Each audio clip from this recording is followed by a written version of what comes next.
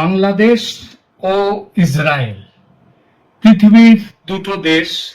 এমন নয়, দুটো দেশই এশিয়াতে, কিন্তু এমন নয় যে বাংলাদেশ এবং ইসরায়েলটা পাশাপাশি দুটো দেশ, এবং দুই দেশের মধ্যে পাশাপাশি দেশ হলে যেমন সম্পর্ক সাধারণভাবে প্রতিবেশীদের মধ্যে ভালো থাকে না, এখানেও তেমন ভাবেই ওদের সম্পর্কটা আছে কিনা সেটা নিয়ে অনেক প্রশ্ন উঠতে পারে। কিন্তু একটা জিনিস হচ্ছে যে বাংলাদেশ 1971-এ স্বাধীন হওয়ার পর যে দেশগুলো তাকে একদম প্রথম দিকেই তাদেরকে স্বাধীন ও সার্বভৌম একটি রাষ্ট্র হিসেবে স্বীকৃতি দেয়, তার অন্যতম, সেই বাংলাদেশকে যারা স্বীকৃতি দেয় তাদের অন্যতম দেশ ছিল ইসরায়েল। ইসরায়েল 1971 সালের বাংলাদেশ যুদ্ধ শেষ হয়ে যাওয়ার পর এখানে সরকার তৈরি হলে সেই সরকারকে ইসরায়েল স্বীকৃতি দেয় তার পরের বছর 1972 সালে। 72 সালের ফেব্রুয়ারি মাসে, সম্ভবত 22শে ফেব্রুয়ারি এরকম একটা দিন যেন হবে মনে হচ্ছে। তো সেই হিসেবে বাংলাদেশকে প্রথম যারা স্বীকৃতি দেয় তাদের মধ্যে ইসরায়েল একটি হওয়ার ফলে আর ইসরায়েলের সঙ্গে বাংলাদেশের সখ্যতা থাকার কথা ছিল। কারণ একটা জিনিস মনে রাখবেন, সেই সময় কিন্তু চীন বাংলাদেশকে স্বীকৃতি দিতে অনেক দেরি করেছিল, অনেক পরে দিয়েছিল, বরং বিরোধিতা করেছিল যাতে বাংলাদেশ স্বীকৃতি না পায়, জাতিসংঘে তার বিরোধিতা করেছিল। তো যাই হোক, সেটা শেষ, আমার চীন নিয়ে এখানে আলোচনা নয়, আলোচনা হচ্ছে ইসরায়েল নিয়ে এবং বাংলাদেশ নিয়ে। ইসরায়েলের সঙ্গে বাংলাদেশের কি সম্পর্ক বর্তমানে? বর্তমানে পৃথিবীর মধ্যে বাংলাদেশ হচ্ছে একমাত্র রাষ্ট্র যে প্রত্যক্ষ বা পরোক্ষ কোনোভাবেই ইসরায়েলের সাথে যার কোনো বাণিজ্য সম্পর্ক নেই। এটা হচ্ছে একমাত্র, বাংলাদেশ হচ্ছে পৃথিবীর একমাত্র রাষ্ট্র। এই একমাত্র রাষ্ট্র, এর বিরুদ্ধে অবশ্য এটাও খবর এসছে মাঝে মাঝে, মাঝে মাঝে না, একবারই খবর এসছে 2021 সালে কাতারের যে আল জাজিরা পত্রিকা, Al Jazeera, Al Jazeera খবর দিয়েছিল যে হাঙ্গেরিতে চুপি চুপি বসে বাংলাদেশের সেনা বিভাগের কিছু লোকজন, তারা কর্তারা, এবং আমাদের ইসরায়েলের কিছু সেনা বিভাগের কর্তারা, তারা একটা গোপন মিটিং করেছিলেন এবং সেই মিটিংয়ের ফলশ্রুতিতে বাংলাদেশ গোপনে কিছু জিনিস কিনেছিল ইসরায়েলের কাছ থেকে। সেই জিনিসগুলো হলো যে গোপনে নজরদারি করার জন্য মোবাইল ফোনে কিছু বিশেষ ব্যাপার, সেই বিশেষ মোবাইল ফোনগুলো কিনেছিল। একটা মোবাইল 100 জনের উপরে নজর রাখতে পারে এমন ভাবে তৈরি করা ফোন, তো সেইটা কেনা হয়েছিল। তো যাই হোক, বাংলাদেশ এটা কিন্তু অস্বীকার করে এবং 1972 সালেও যখন শেখ মুজিবুর রহমান আছেন তখন তিনিও কিন্তু ওই ইসরায়েলের দেওয়া স্বীকৃতি তিনি প্রত্যাখ্যান করেছিলেন। এই প্রত্যাখ্যানের কারণটা কিন্তু কোনো রাজনৈতিক সেভাবে নয় যে ইসরায়েলের সঙ্গে তাদের কোনো ক্ষতি হয়েছে ইত্যাদি হয়েছে। আসলে ইসরায়েল হচ্ছে, চিরকাল ইসরায়েলকে দেখে আসা হয়েছে, সেটা হচ্ছে ইসলাম বিরোধী একটি দেশ হিসেবে, যার সাথে কোনো মুসলিম যে ইসরায়েলকে সহ্য করতে পারত না একটা সময় পর্যন্ত। আমাদের ভারতেও, যদিও ভারত ইসলামিক রাষ্ট্র নয়, ভারতে মুসলিমের সংখ্যা অনেক, এবং যার ফলে ভারতের যারা শাসক ছিল তারা সবসময় ইসরায়েলকে দূরে রেখে দিয়ে এসেছিল। সেটা হচ্ছে একটাই কারণ, যাতে মুসলমানদের ভোট অন্তত এখানকার শাসকের যে দল তারা যাতে পায়। এই পথে প্রথম বাধা নিয়ে আসেন এই পথে, সেটা হচ্ছে নরসিমহা রাওয়ের সময়। নরসিমহা রাও কংগ্রেসি প্রধানমন্ত্রী হলেও তার সময় ইসরায়েলের সাথে সম্পর্ক অনেকটা সহজ হয়, সম্পর্ক তৈরি হয়, এবং তারপরে অটল বিহারী বাজপেয়ীর সময় সেই সম্পর্কটা আরো ঘনিষ্ঠ হয়। এবং তারপরে বর্তমানে তো ভারতের পাশে যারা, অন্তত সামরিক সাহায্যের দিকেও যারা আছে, সমস্ত দিকে যারা আছে, সেই দেশের নাম হচ্ছে ইসরায়েল। সবার আগে যদি দুটো দেশের নাম করতে হয় তাহলে তার মধ্যে একটা নাম ইসরায়েল থাকবে, আর একটা নাম আমেরিকা থাকবে না, রাশিয়া থাকবে, সেটা নিয়ে প্রশ্ন উঠতে পারে, কিন্তু ইসরায়েলের নাম নিয়ে প্রশ্ন উঠবে না। এখন এই ইসরায়েল, আপনারা জানেন ইসরায়েলকে তাহলে বাংলাদেশিদের কাছে যদি জিজ্ঞেস করা হয় যে তোমরা পৃথিবীর সব থেকে বেশি ঘৃণা করো কোন দেশকে বা কোন রাষ্ট্রকে, তার একটাই উত্তর আসবে, সে উত্তর হবে ইসরায়েল।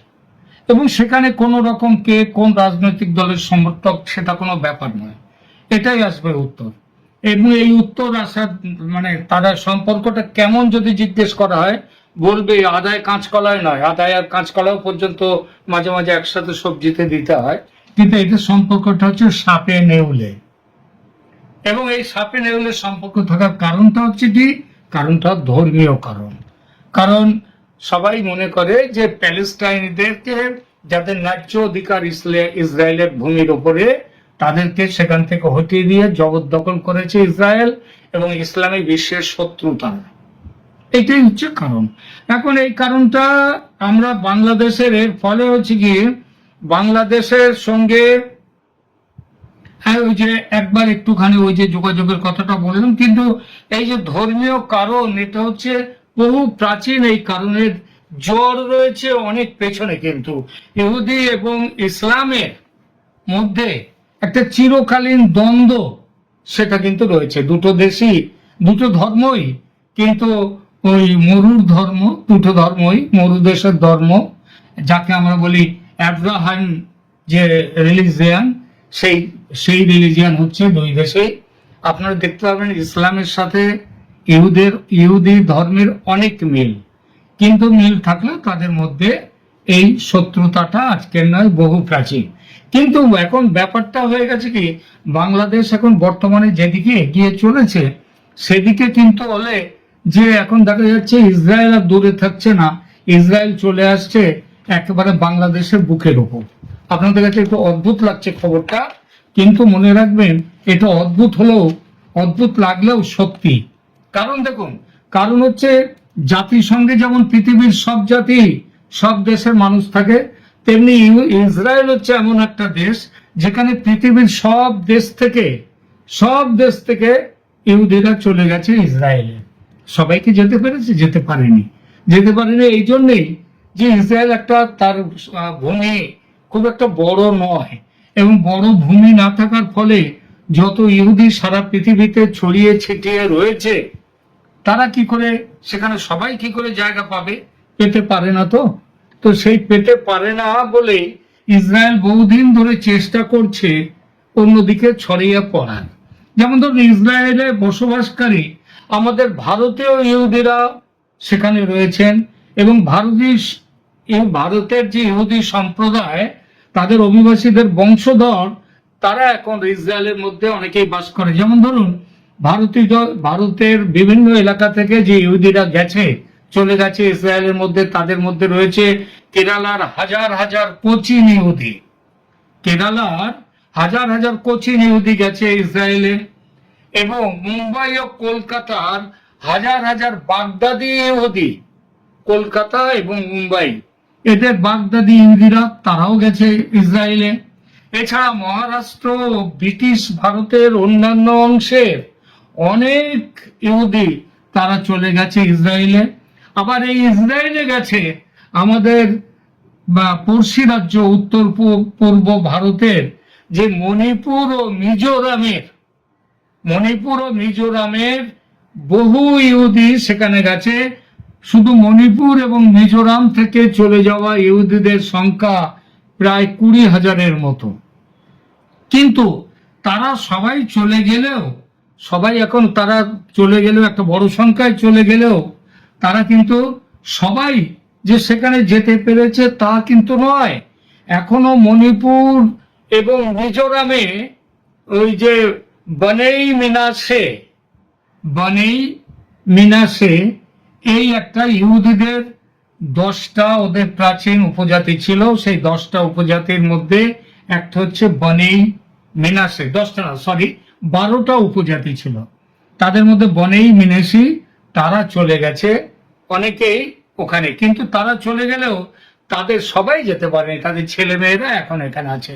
যেমন ধরুন একটা একটা গল্প আমাদের একজনের কথা এসছে, 84 বছরের নাটান মানসার কিপগেন, তিনি ইসরায়েলে চলে গিয়েছেন এবং সেই চলে যাওয়ার জন্য তিনি অত্যন্ত আনন্দিত, কিন্তু তার ছেলে মেয়েরা, নাতি নাতনিরা, এমনকি পোনাতি যারা, হ্যাঁ, তারা প্রপৌত্র, তারাও পর্যন্ত এই বাংলা এতে রয়েছে আমাদের মণিপুর এবং মিজোরামে, এবং কিছুটা এরা ছড়িয়ে রয়েছে এই কোচিন চীন প্রদেশ, যে কাচিন যে প্রদেশ আছে মায়ানমারের ওই সংলগ্ন, সেখানেও রয়েছে।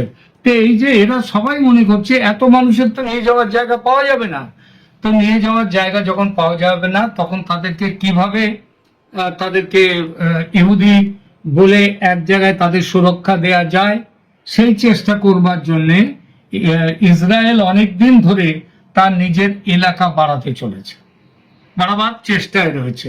এবং এখন তো সিরিয়াতে যে কর্ম হয়ে গেছে, যে কাণ্ড হয়ে গেছে, সিরিয়া খুব সম্ভব খুব তাড়াতাড়ি তার একটা অংশ ইসরায়েলের মধ্যেও চলে আসবে, সেখানেও গ্রেটার ইসরায়েল তৈরি হয়ে যাবে। আবার এটা যে শুধু কাছাকাছি রাষ্ট্রগুলোর মধ্যে নয়, যেমন ধরুন গাজা থেকে বলে দেওয়া হয়েছে যে সেখান থেকে প্যালেস্টিনিয়ানদের সেখান থেকে চলে যাওয়ার কথা বলা হয়েছে, এবং সেই ঘোষণা করেছেন কে? ট্রাম্প সাহেব এবং নেতানিয়াহু সাহেব, এরা সবাই মিলে একসাথেই ঘোষণা করেছেন। তো এছাড়াও ইহুদিরা ইসরায়েল রাষ্ট্র চেষ্টা করছে দূরের দেশে, যেখানে বেশ কিছু ইহুদি এখনো রয়েছে, সেই ইহুদিদেরকে নিয়ে সেখানে একটা ইহুদি রাষ্ট্র তৈরি করবার। আমি একটু আগেই বললাম মণিপুর এবং মিজোরামে সেখানে বহু ইহুদি বংশোদ্ভূত এই বনেই মেনাসে এই যে সম্প্রদায়ের মানুষ সেখানে আছে। আমরা যে সবাই বলি যে মণিপুর, ওখানে খ্রিস্টানদের সংখ্যা বেশি, মিজোরামে খ্রিস্টানদের সংখ্যা বেশি, প্রচুর খ্রিস্টান হয়ে গেছে, এই যে বলি, সেটা সবাই খ্রিস্টান নয়।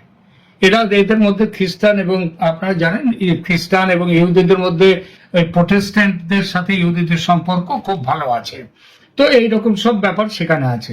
এখন এই যে চেষ্টা আপনারা বারবার শোনেন এবং আমরাও বলি যে কথাটা, সেটা হচ্ছে যে বাংলাদেশের ভেতরে এই যে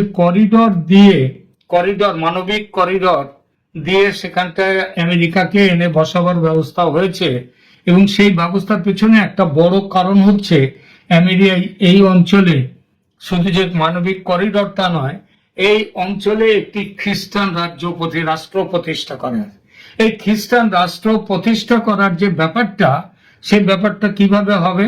অনেকেই বলেছে উত্তর পূর্বে ভারতের যে রাজ্য রয়েছে 7 সিস্টার্স, এই 7 সিস্টার্স এর কিছু অংশ নিয়ে এই জিনিসটা করা হবে, প্লাস এর সঙ্গে থাকবে বাংলাদেশের বেশ কিছু অঞ্চল, এবং তার সঙ্গে থাকবে ওই মিয়ানমারের বেশ কিছু অঞ্চল, এই মিলিয়ে এটা করা হবে।